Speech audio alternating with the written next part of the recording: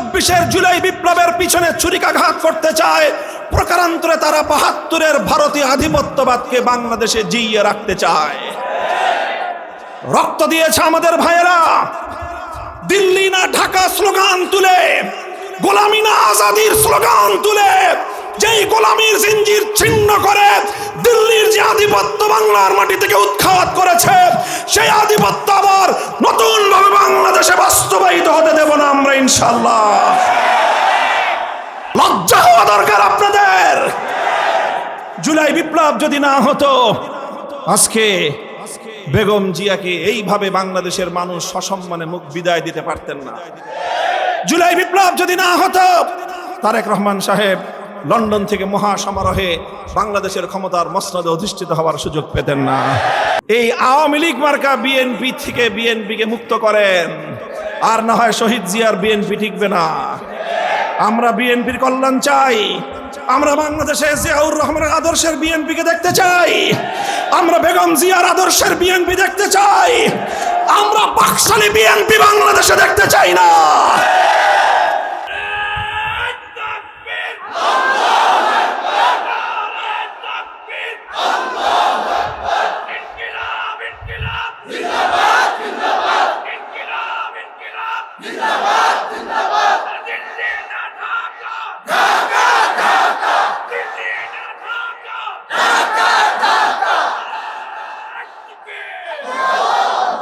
সুতরাং আমার কথা পরিষ্কার, আমরা ২৪-এর পক্ষে।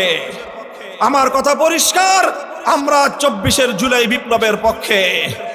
আমাদের দ্বিধাহীন বক্তব্য, ৭২-এর বন্দোবস্তের মাধ্যমে বাংলাদেশ আগামী দিনে পরিচালিত হোক, আমরা এটা চাই না, আমরা এটা বরদাস্ত করি না।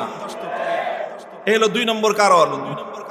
৩ নম্বর কারণ, জুলাই বিপ্লবকে এত তীব্রভাবে ধারণ করার, আপনারা শুনেছেন জুলাই বিপ্লবের পর থেকেই বাংলাদেশে নতুন এক শব্দ, নতুন এক ধ্বনি শোনা যায়, সেটা হলো সেকেন্ড রিপাবলিক, দ্বিতীয় প্রজাতন্ত্র গঠন করতে চাই।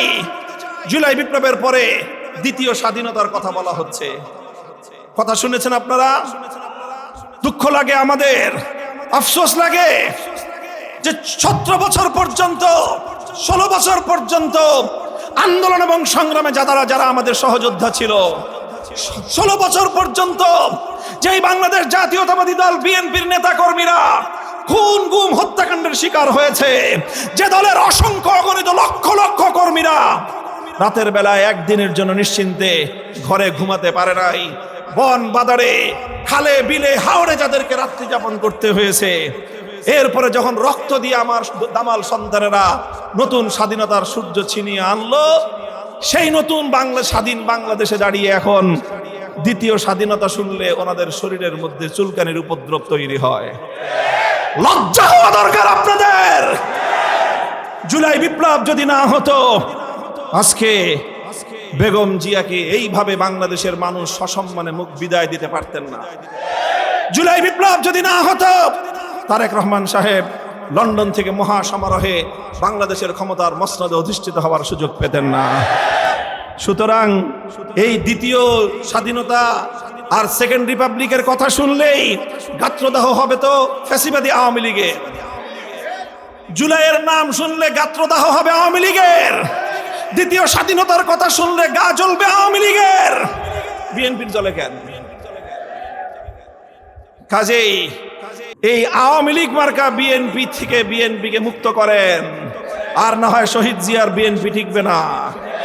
আমরা বিএনপির কল্যাণ চাই, আমরা বাংলাদেশে জিয়াউর রহমানের আদর্শের বিএনপিকে দেখতে চাই, আমরা বেগম জিয়ার আদর্শের বিএনপি দেখতে চাই, আমরা পাকশালী বিএনপি বাংলাদেশে দেখতে চাই না। সুতরাং আমি আমাদের প্রিয় প্রধানমন্ত্রী শহীদ প্রেসিডেন্ট জিয়াউর রহমানের যোগ্য উত্তরসূরি বেগম খালেদা জিয়ার কলিজার টুকরা সন্তানকে বলতে চাই, আপনার বিএনপিকে আপনি বাকশাল মুক্ত করেন। দ্বিতীয় স্বাধীনতা সেকেন্ড রিপাবলিকের কথা শুনলে যাদের গাত্রদাহ হয়, ঘাট ধাক্কা দিয়ে বিএনপি দিয়ে বের করে দেন। কারণ তাদের রাজধানী ঢাকা নয়, ওরা দিল্লির রাজধানীর দেশ স্বীকার করে। প্রিয় ভাইয়েরা আমার, এইভাবেই 2024-এর জুলাই বিপ্লবের পর বিপ্লবীরা ঘোষণা করেছে আগামীর বাংলাদেশ গঠন হবে তিনটি বুনিয়াদের উপর, 47, 71 এবং 24-এর চেতনার উপর। 47 নতুন করে আবার জাগ্রত হয়েছে বাংলাদেশে 24-এর হাত ধরে।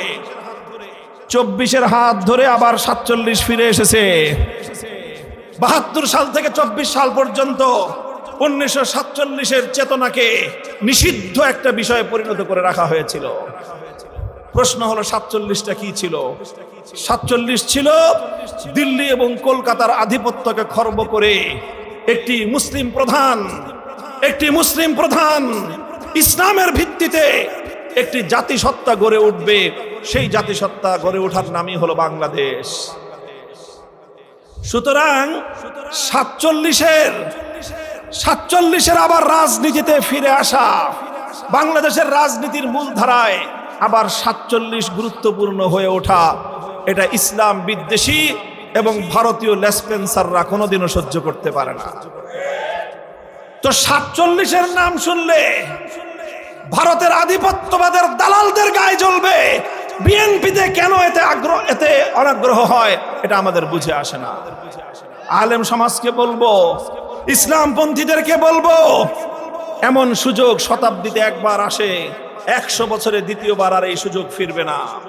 47-এর ভিত্তিতে, ইসলামের ভিত্তিতে যে স্বাধীন মুসলিম জাতিসত্তা গঠন করার অভিপ্রায় নিয়ে আমাদের পূর্বসূরীরা 1947 সালে দিল্লি এবং কলকাতাকে লাল কার্ড দেখিয়েছিল, 72-এর মাধ্যমে আবার সেটাকে ধামাচাপা দিয়ে রাখা হয়েছিল। 24-এর মাধ্যমে 72-এর সেই ছাই উড়ে গিয়ে আবার নতুন করে 47 উদ্ভাসিত হয়েছে। কাজে আমরা যারা বাংলাদেশকে 47-এর চেতনার ভিত্তিতে দিল্লির আধিপত্যবাদ থেকে মুক্ত বাংলাদেশ দেখতে চাই, আমরাই জুলাই বিপ্লবকে, জুলাই চেতনাকে ধারণ করি। 3টি মৌলিক কারণ বললাম, সময় শেষ দিকে আমার। এই 3 কারণে আমি জুলাই বিপ্লবকে ধারণ করি। আমি আপনাদেরকে বলবো, আপনারা যারা 47-এর বিরুদ্ধবাদী শক্তি, আপনারা জুলাইকে ধারণ করেন না। আপনারা যারা শাপলা চত্বরের চেতনাকে ধারণ করেন না, আপনারা জুলাইকে ধারণ করেন না। আপনারা যারা এভাবে জীবন রক্ত দেওয়াকে শ্রদ্ধা করেন না, জুলাইকে আপনারা ধারণ করেন না। এইভাবে এই জুলাই সনদের মাধ্যমে নতুন একটি বাংলাদেশ তৈরি করার প্রস্তাবনা করা হয়েছে। জুলাই সনদ তৈরি হয়েছে। এই জুলাই সনদের মাধ্যমে কয়েকটি মৌলিক বিষয়কে এখানে অন্তর্ভুক্ত করা হয়েছে। 1 নম্বর হলো ক্ষমতার বিকেন্দ্রীকরণ। সকল ক্ষমতা বর্তমানে এক ব্যক্তির হাতে থাকে, প্রধানমন্ত্রীর হাতে। সেই প্রধানমন্ত্রীর ক্ষমতাকে ডিসেন্ট্রালাইজ করে কিছু ক্ষমতা রাষ্ট্রপতির হাতে, কিছু ক্ষমতা রাষ্ট্রপতির হাতে, আর কিছু ক্ষমতা প্রধান বিচারপতির হাতে দিয়ে বিচার বিভাগকে স্বাধীন করার প্রস্তাবনা আনা হয়েছে।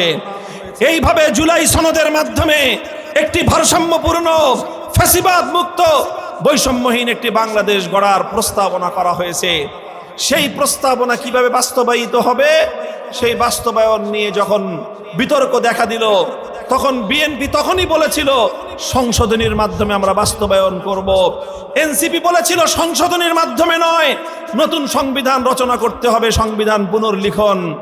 আমরা মাঝামাঝি মধ্যস্থতা করে একটি নতুন প্রস্তাবনায় বিএনপি, এনসিপি সহ জামাতে ইসলামী, ইসলামী আন্দোলন, বাংলাদেশ খেলাফত মজলিস সহ সকল রাজনৈতিক দল, 33টি রাজনৈতিক দল ঐক্যবদ্ধ হয়ে যেই ফর্মুলা তৈরি হলো, যেই ফর্মুলায় আমরা ঐক্যবদ্ধ হলাম, সেটা হলো একটা গণভোট হবে।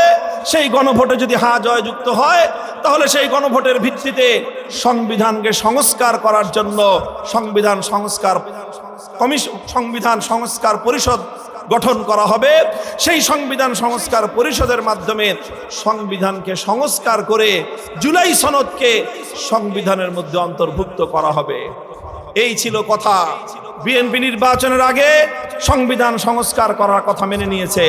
বিএনপি বছরের পর বছর ধরে তার 31 দফা নির্বাচনী ইশতেহারের মধ্যে প্রথম দফা হিসাবে সংবিধান সংস্কারের কথা বলেছে। আর এখন নদী পার হয়ে যাওয়ার পরে বিএনপি এখন বলতেছে গণভোট বেআইনি হয়েছে। বিএনপি এখন বলতেছে সংবিধান সংস্কার করবে না। তারা গতানুগতিক বিগত 17টি সংশোধনী যেভাবে হয়েছে,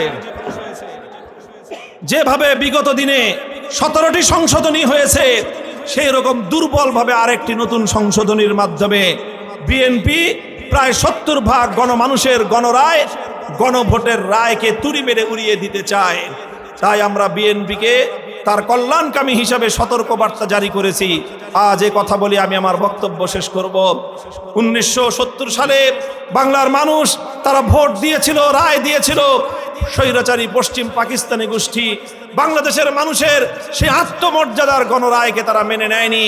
পরিণামে 71-এর মুক্তিযুদ্ধের মাধ্যমে পাকিস্তানিদেরকে এখান থেকে বিতাড়িত করা হয়েছে। 2014 সাল থেকে 24 সাল পর্যন্ত শেখ হাসিনা উন্নয়নের গণতন্ত্রের মাধ্যমে জনগণকে তাদের রায় এবং অধিকার থেকে তাদেরকে বঞ্চিত করেছিল। এর পরিণামে শেখ হাসিনাকে বাংলাদেশের সীমান্ত থেকে উৎখাত হয়ে যেতে হয়েছে।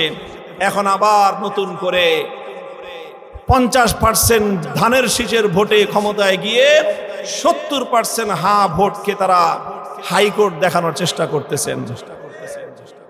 এবং এই জন্য বিএনপির মধ্যে একটা ঘাপটি মেরে বসে থাকা, আমাদের বাংলাদেশ বিরোধী একটা অপশক্তি জনাব তারেক রহমান সাহেবকে বিভ্রান্ত করছেন বলে আমরা আশঙ্কা করি। আমাদের স্পষ্ট বার্তা হলো এই, যদি গণভোটের গণরায়কে এভাবেই আপনারা বৃদ্ধাঙ্গুলি প্রদর্শন করতে থাকেন, তাহলে এর পরিণাম আপনাদের জন্য ভালো হওয়ার কোনো সুযোগ নাই। তাই আমাদের স্পষ্ট বার্তা হলো এই,